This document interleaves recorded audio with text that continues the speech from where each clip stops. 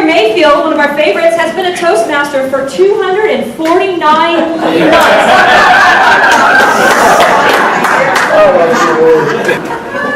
In 2005, he became the 56th person to become an accredited speaker. He has given more than 1,000 keynotes and seminars on topics including leadership, time management, sales, and personal success, and generally being awesome, because that's what he is.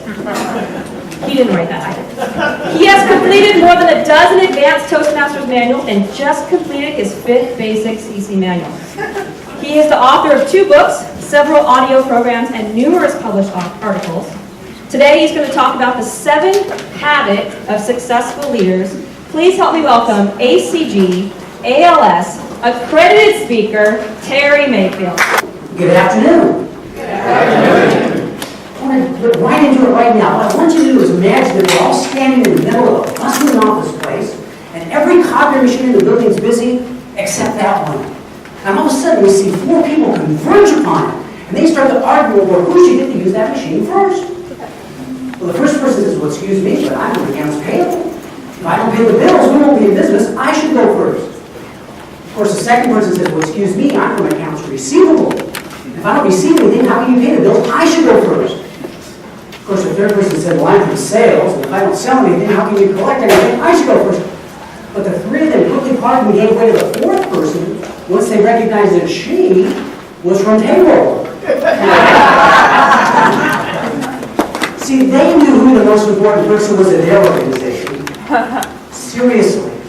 Do you know who the most important person is at your organization? Either Toastmasters or your work. It's not the district governor, it's not the president, not the manager, not the customer. Pat, you are the most important person at your organization. Eric, you are the most important person at your organization. Each of you is the most important person. Today, keep you awake. Because if you're not awake, you're not going to get this stuff, and I want you to get this stuff. My second goal is to simply remind you of something you already know. You can say, Terry, I know that. That's common knowledge. But common knowledge is always common practice, isn't it? So I'm going to remind you of some things that you're thinking, no, I need to start doing that again. And the next thing I'm going to do is hopefully give you a new idea, or at least a new look on an old idea that can enhance you. But what I really want to do by the end of this session, my goal is that when you walk out of the store, you say, I'm glad I was here, and I got one idea that can help you. So I'm not asking you to memorize everything I'm going to talk about, but pay attention to the one idea that sort of resonates with you. And if you walk out here with one idea, will that be a good session for you? Yep. Good. But our thoughts eventually have a feeling. We take those thoughts and we translate them into how do we feel about that thought. And then it's those feelings that determine our behavior. So thoughts become feelings, and feelings determine behavior. So if you want to change your behavior, where does it begin? With your thoughts. As a leader, if you want to change someone else's behavior, where does it begin? Can we really change anyone else's behavior? How many of you have a teenager? But as a leader, it's our job to give them the right thoughts. How they feel about it is up to them. We can't change anyone's behavior but our own. Now, someone who really understood this centuries ago was Benjamin Franklin. We all have pictures of Benjamin Franklin, right? Especially on a $100 bill. Okay? Again, we can't change anyone's behavior but our own. Now, someone who really understood this centuries ago was Benjamin Franklin. We all have pictures of Benjamin Franklin, right? Especially on a $100 bill. Okay? And Franklin was a very successful person. We'd all agree, right? He was the first, considered one of the first millionaires our country produced. Very prolific inventor. He invented bifocals, the Franklin stove. He invented twin fins. And certainly all the great things he did as a statesman for our country and certainly for the world. What Franklin mentioned was these 13 things that he'd come across. So in the book, what Franklin had done, he told his son that when he was like 23 years old, he deliberately sat down and said, look, I want to understand what behavior I have to have in order to be a successful person. And he pondered this for several days. And he came up with a list of 12 traits that he thought, well, if I behave in this way, maybe I'll be a successful person. And he took the list to a friend and said, "Here, look at this list. You think if I behave in this way, you think I got a shot at being a successful person?" And the friend read the list and said, "Wow, man, this is a great list." But you left off one thing: humility. Apparently, Dick wasn't very humble. But he said, "That's perfect, because now we have 13. And here's what Franklin did with those 13. He took the very first one, ignored all of the 12, took the very first one, and for one entire week simply focused on that one idea, that trait that he needed to control his thoughts, to get the behavior he needed. One whole week. At the end of that week, he took the second one, not the other 12, just the second one, and for one entire week focused on that one trait so it would become his behavior. Then at the end of that week, he took the third one and the fourth one and so on, and he went all the way through all 13. And when he got done with number 13, he came back all the way to number 1 and did it all over again. And he did that for the rest of his life. Oh, first of all, I want to cover the top 5 skills. And I use this not so much for Toastmasters, you'll see in a minute, but when I give this presentation, I've given this hundreds of times. Here's the skills, and you as a leader, when you're bringing people onto your team, these are the things you want to look for. The lowest thing you need to look for is technical ability. So let's say you're going to hire an accountant for your company. What's a technical ability minimum they need to have? Accounting, math, know how to use a 10 key, maybe a spreadsheet, right? So they have to have at least a technical ability. The next thing they need that you want to look for is that they have written communication skills. And think about today, with so much email. I mean, how many emails have you read about? What are they saying? Right? So that's a skill we need to develop today. Thirdly, they need to work in teams. And then they also need to be creative to some degree. It depends on what you're hiring them for. But the number one trait that they look for, oral communication. Now, when I give this outside of Toastmasters, this is where I give a Toastmaster commercial. I'm not going to obviously do that today. But you can see how important Toastmasters is. We all know that. So here are the 7 habits of highly successful leaders. Habit number 1 is be proactive. Be proactive. What's the opposite of proactive? Lazy. Reactive. Lazy and reactive, yeah. Reactive. In other words, you wait for something to happen before you do anything. See, proactive people don't wait for permission. They don't wait for someone to tell them what to do. They just see what needs to be done and they do it. Wasn't Franklin a proactive person? And he didn't just wander through the streets of Philadelphia with a normal. No one told me how to be success. No, he sat down and figured it out on his own. That's proactive. He didn't have self-help books. I mean, think of it this way. If this room started billowing with smoke, would you wait for me to dismiss the session? No. You'd be proactive and say, skid marks, get out of here. So that's proactive. And effective leaders are proactive. They don't wait for permission. They see what needs to be done, and they do. Now, the second habit is to begin with the end in mind. Begin with the end in mind. That sounds like an oxymoron. You know what an oxymoron is? 2 words that have opposite meaning, like icing hot, jumbo shrimp, Microsoft Works. So I have a map now. So you begin with the end in mind. Now, let's put it in this context. Let's say we're all going to San Diego. And at any given moment, you can tell you're either going to San Diego or you aren't, right? Because we have an end in mind. What's another word for end in mind?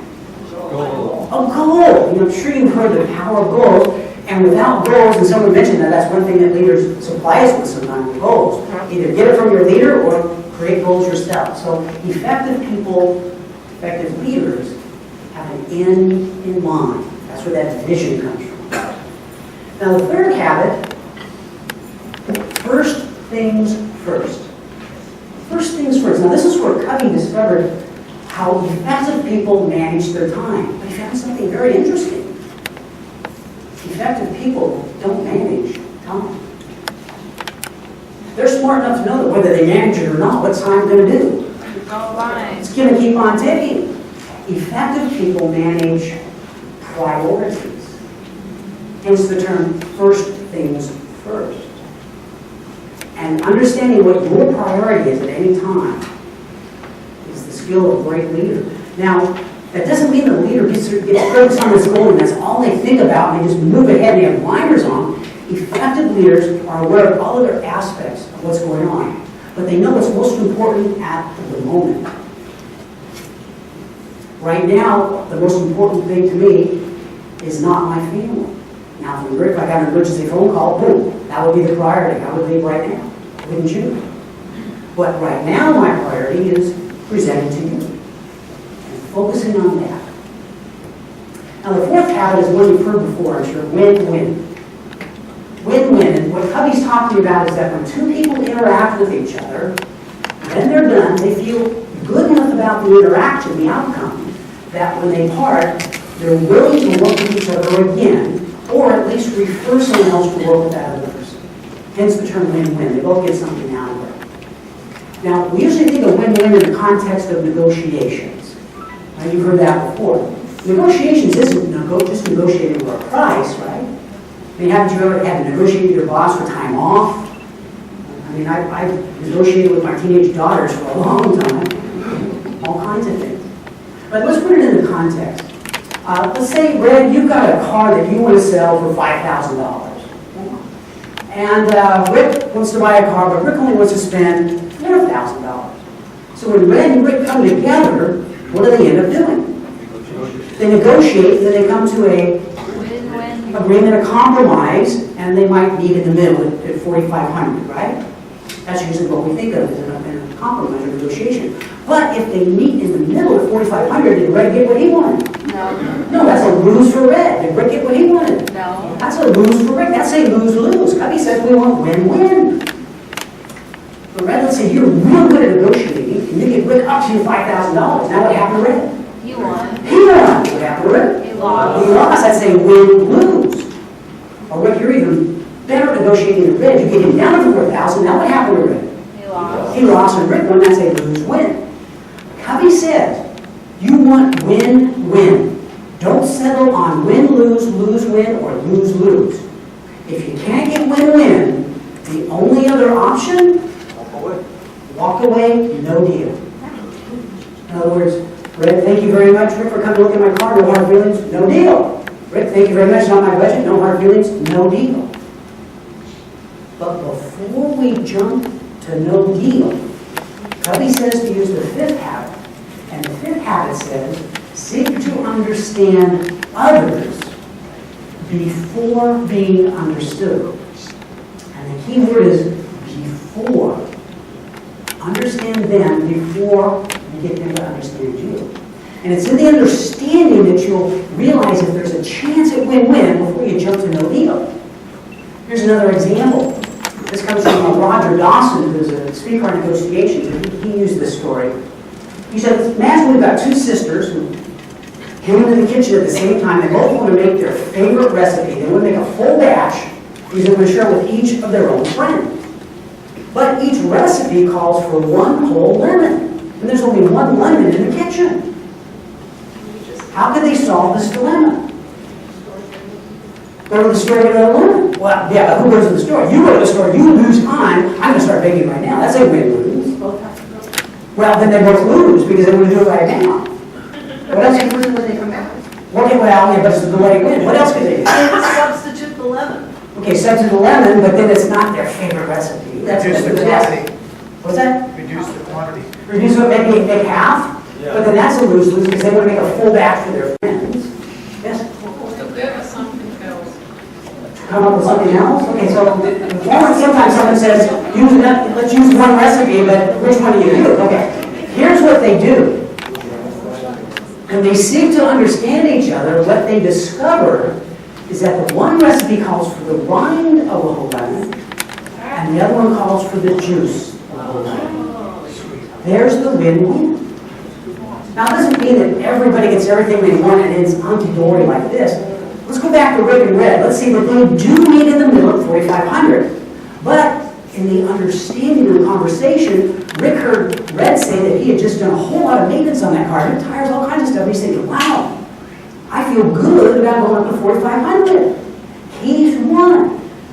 Or let's say Red's thinking, gosh, if I don't sell it today, I'm going to have to start making that insurance payment again. I don't want to do that. He feels good about going down to 4,500. So again, win-win doesn't mean everybody gets everything they want. It just means everybody feels good about what they got. That's win-win. And you get it through seeking to understand others. Sixth habit, synergy. Synergy. Anyone know the definition of synergy? Some of the whole greater than the parts. Right, so the whole is greater than the parts.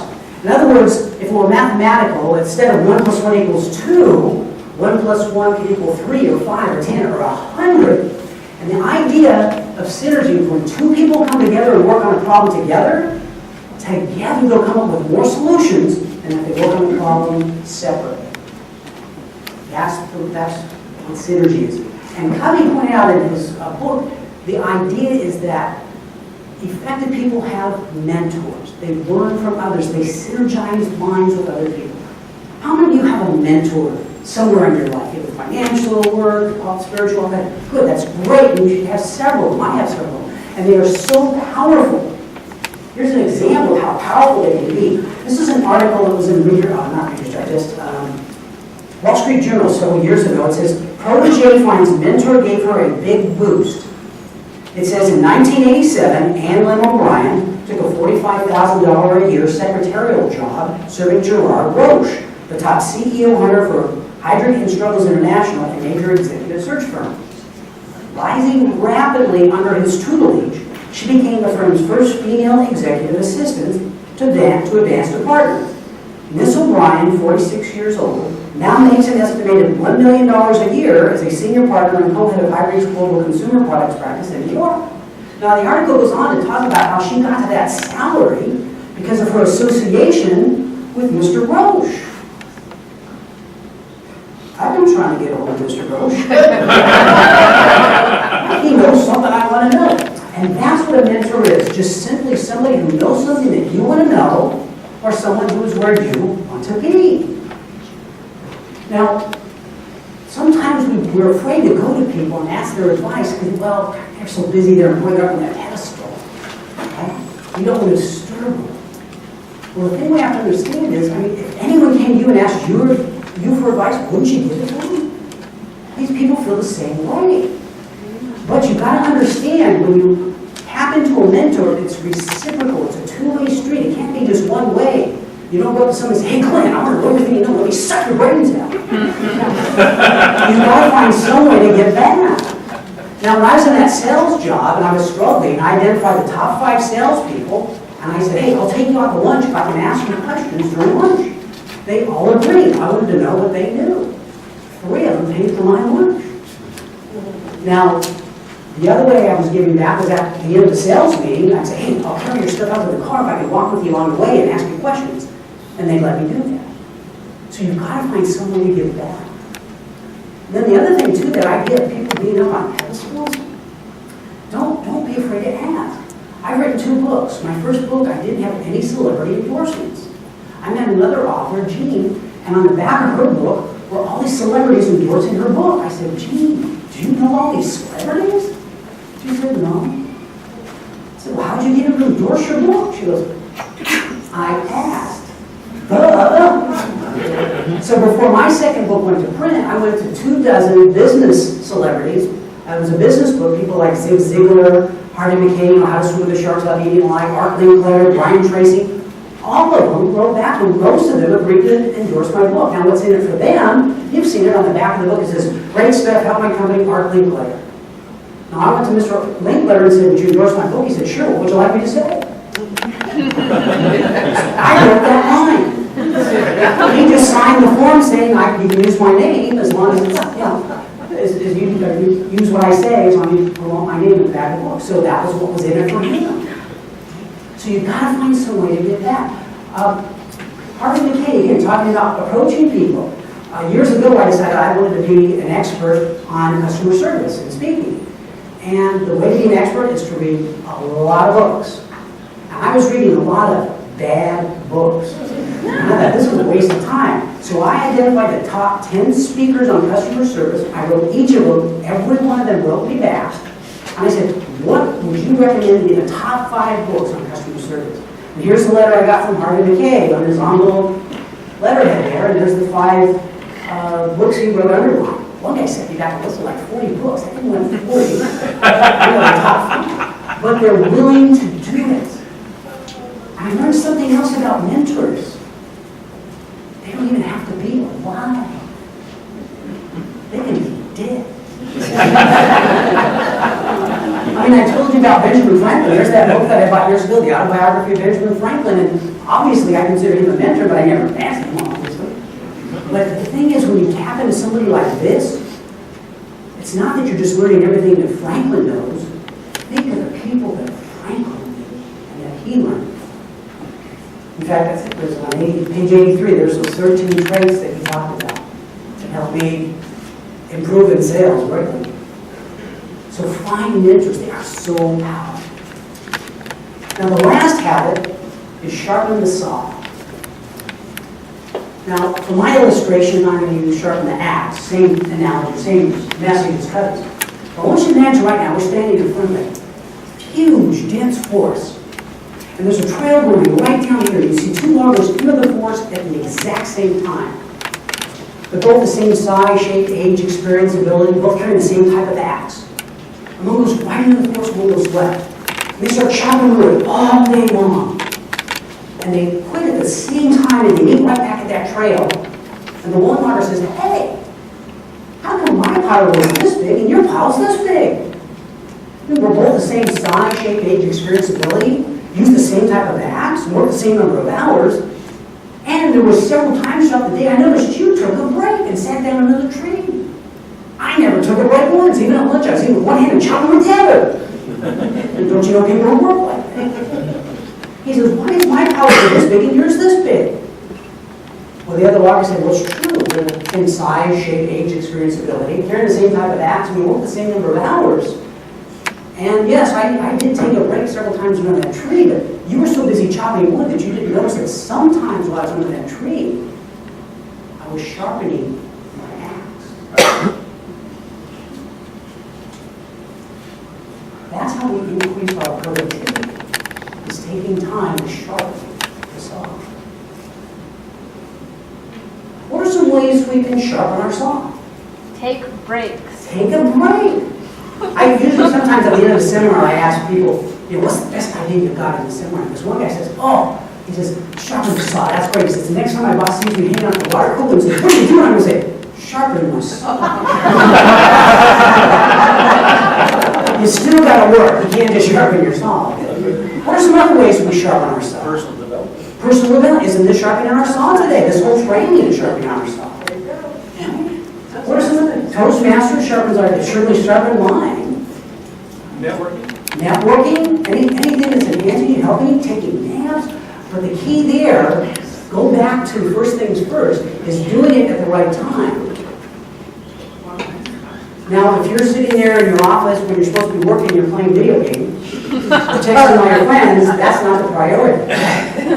That's successful people know to prioritize. They do things, first things first, at the right time. So there you have the 7 habits. Now, I want you right now, we're going to do this as a group, is to experience one of the 7 habits. Now, does everybody have a pen or pencil and a piece of paper? If you don't, let me know, I've got some paper. You just need a small space to write on. Everybody have a pen or pencil? It's only going to take 45 seconds, but here's the exercise. You're doing this by yourself. What I want you to do is write down as many vehicles that you can think of that begin with the letter S. S like Sam. So for 45 seconds, write down as many vehicles that you can think of that begin with the letter S. S like Sam. 45 seconds starts now.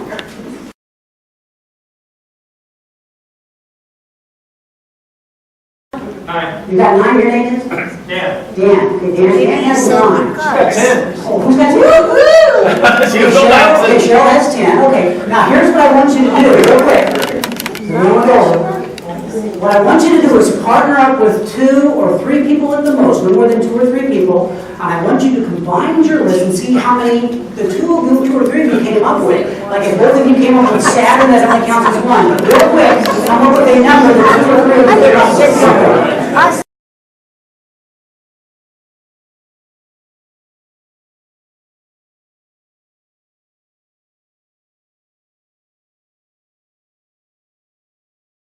So Cheryl, by herself, came up with more than anyone, but she only came up with 10. Then when she synergized with 2 other people, she got to 17. And then when we opened it up to the room, we doubled that. That's synergy. And think about it, if you're a leader and you need some ideas, who should you go to for ideas? Everybody, even people not on your team. But some leaders think, well, I know more than anybody else, I'm the smartest, I'll go with my 10. Which would you rather have, 10 ideas to choose from, or 34?